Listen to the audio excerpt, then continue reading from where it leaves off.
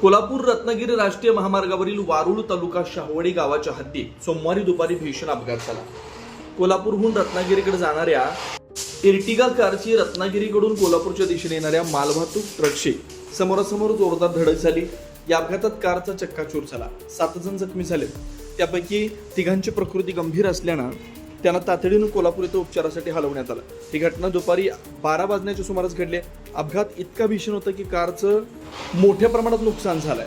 अपघातात शारदा पांडुरंग कदम, आनंद कदम, ज्योती श्रीकांत कदम, सुधीर नारायण बांगडे, श्रीकांत पांडुरंग कदम आणि स्वरा कदम जखमी झाले। स्थानिक नागरिकांनी तात्काळ मदत कार्य सुरू करत जखमींना बाहेर काढलं। त्यानंतर 102 रुग्णवाहिकेद्वारे गंभीर जखमींना कोल्हापूर इथं उपचारासाठी पाठवण्यात आलं। घटनेची माहिती मिळताच शाहवाडी पोलीस तसेच आंबा महामार्ग पोलीस घटनास्थळी दाखल झाले।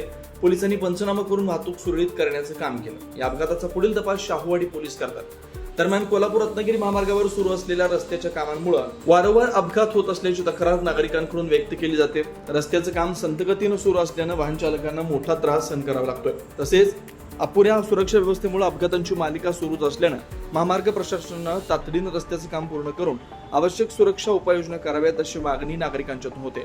शाहवाडीहून महासत्ता लाईव्हसाठी नथुराम डवरी। अशाच ताज्या अपडेटसाठी महासत्ता न्यूजला सबस्क्राईब करा।